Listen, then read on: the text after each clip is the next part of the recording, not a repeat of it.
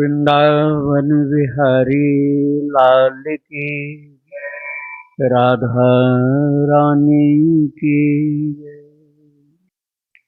श्री राधे राधे। श्रीमद् भगवद गीता भाव मंथन कार्यक्रम प्रारंभ किया जा रहा है और आज हम द्वितीय अध्याय को प्रारंभ कर रहे हैं। कल हमारे पाठ में प्रथम अध्याय पूर्ण हो चुका है और द्वितीय अध्याय प्रारंभ किया जा रहा है। ओम श्री परमात्मने नमः। श्रीमद् भगवद गीता अथ द्वितीयोऽध्यायः। संजय उवाच तं तथा कृपया विष्टमश्रु पूर्णाकुलेक्षणं विषीदन्त मिदं वाक्यमुवाच मधुसूदनः। तं तथा कृपयाविष्टमश्रुपूर्णाकुलेक्षणं विषीदन्तमिदं वाक्यमुवाच मधुसूदनः। श्री राधे राधे। आप लोग कल श्रवण कर चुके हैं अध्याय 1 में कि अर्जुन बिल्कुल हताश निराश होकर के ऐसा समझ लिया अर्जुन ने कि मैं युद्ध कर नहीं पाऊंगा, करने लायक नहीं हूँ, वो करना उचित भी नहीं है। क्योंकि भगवान ने जो बताया था कि ये देखो युद्ध की इच्छा से तुम्हारे कुरुवंशी लोग एकत्रित हुए हैं, इनसे युद्ध करना है क्या? तो घबरा गए कि तो हमारे दुश्मन नहीं, हमारे घर वाले हैं सब। अब इनसे लड़ाई करना, इन्हीं को मार के खत्म करना, ये हमें मारें, ये तो किसी हालत में भी अच्छा नहीं होगा। कह दिया महाराज मैं युद्ध करने को तो छोड़िए, धनुष भी नहीं पकड़ पा रहा हूँ, वो गिरा जा रहा है धनुष। और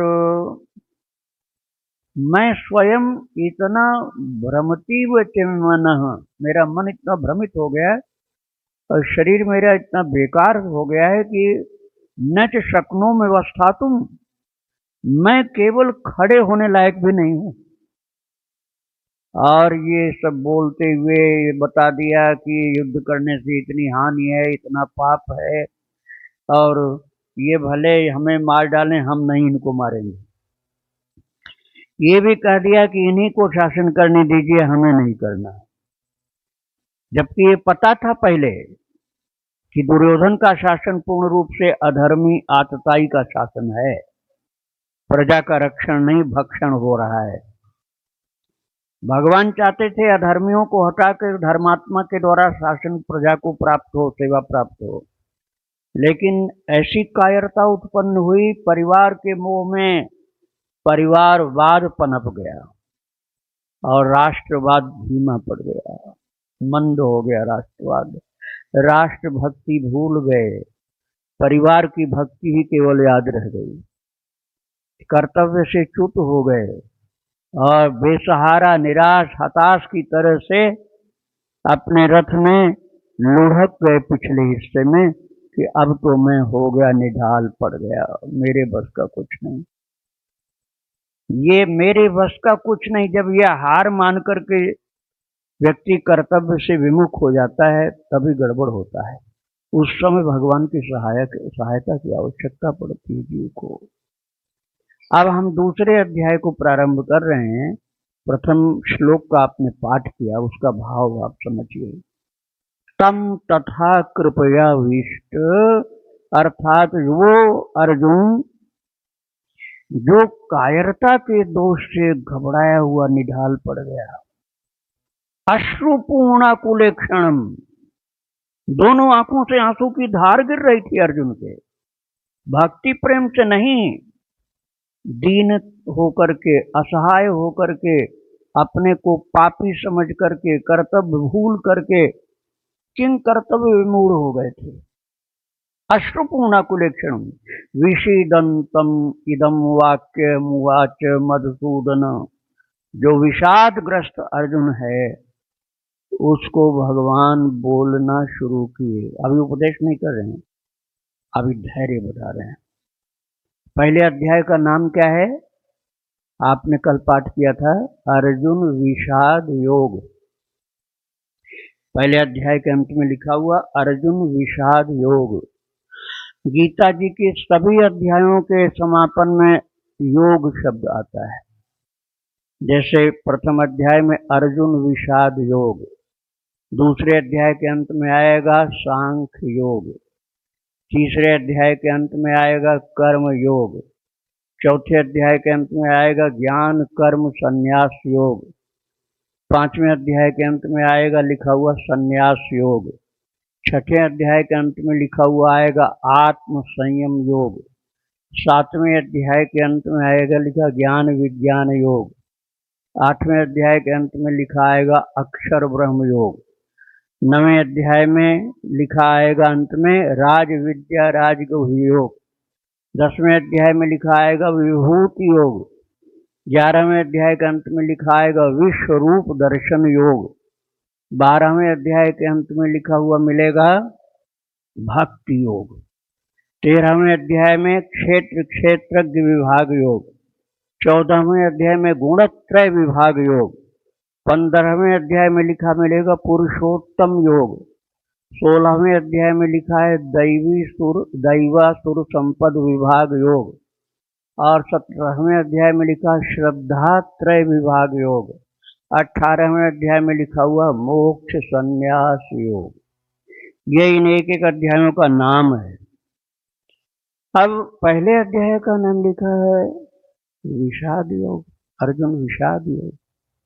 विषाद किसको कहते हैं? दुख को, परेशानी को, पीड़ा को।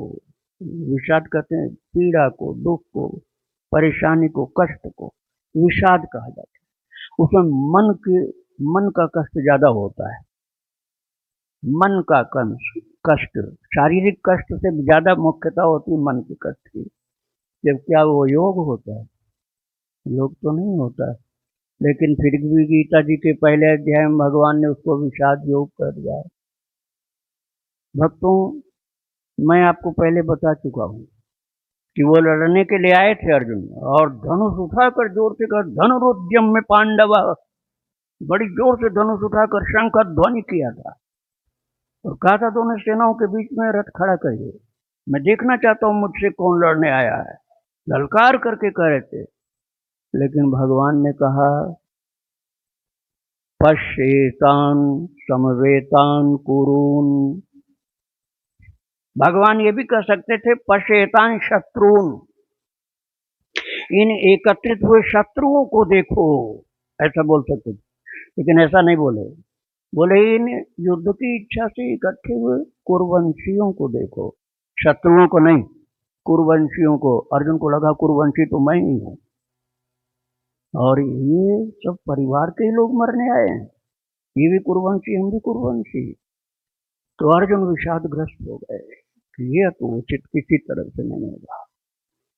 लेकिन भक्तों, विषाद तो योग नहीं होता।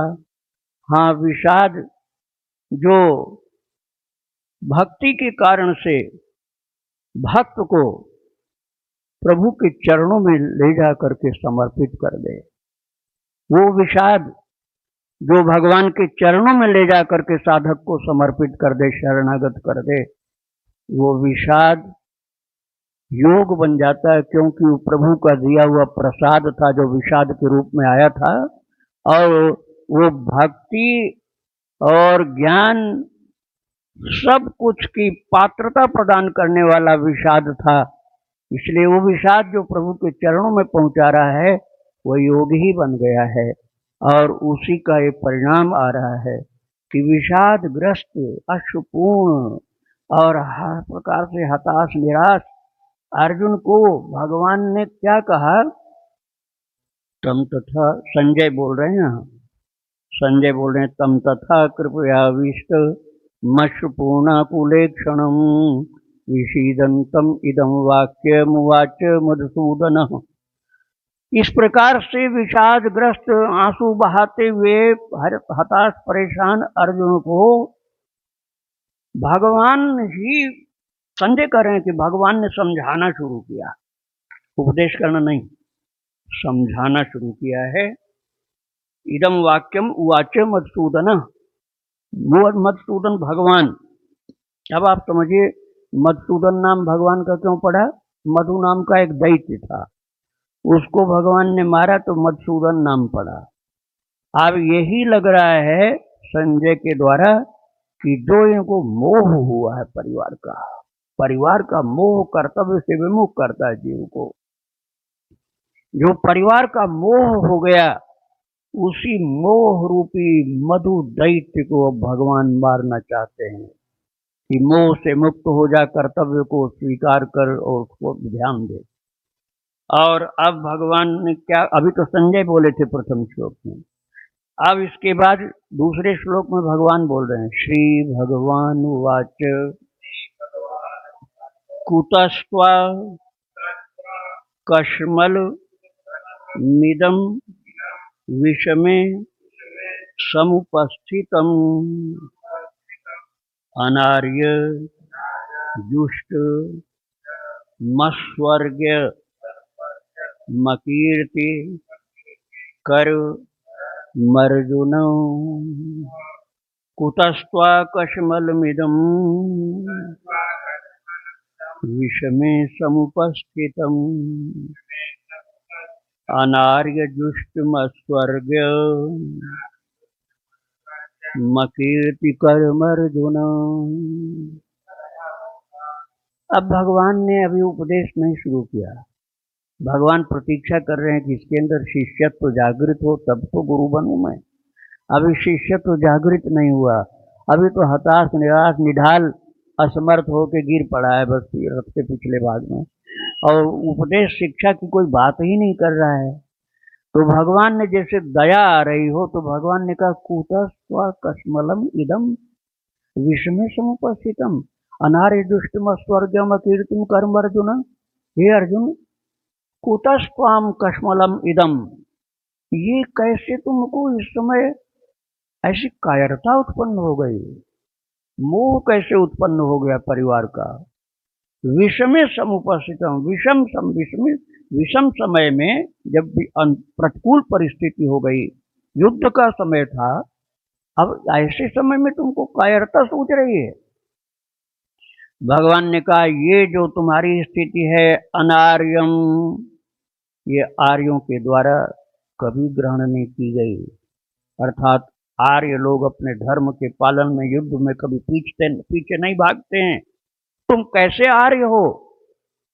अनार्यम, ये कार्य तुम्हारा आर्य के अनुकूल नहीं है, अनार्य कार्य कर रहे हो। अनार्यम दुष्टम अस्वर्गम, और ये न तो स्वर्ग में ले जाने वाला अर्थात नरक की तरफ ले जाने वाला कार्य कर रहे हो। अकीर्तिम, और ये कीर्ति को भी नष्ट करने वाला कार्य है, क्योंकि इतना बड़ा योद्धा नाम जिसका था वो युद्ध देख करके भाग गया, ऐसी अपकीर्ति तुम्हारी होने वाली है।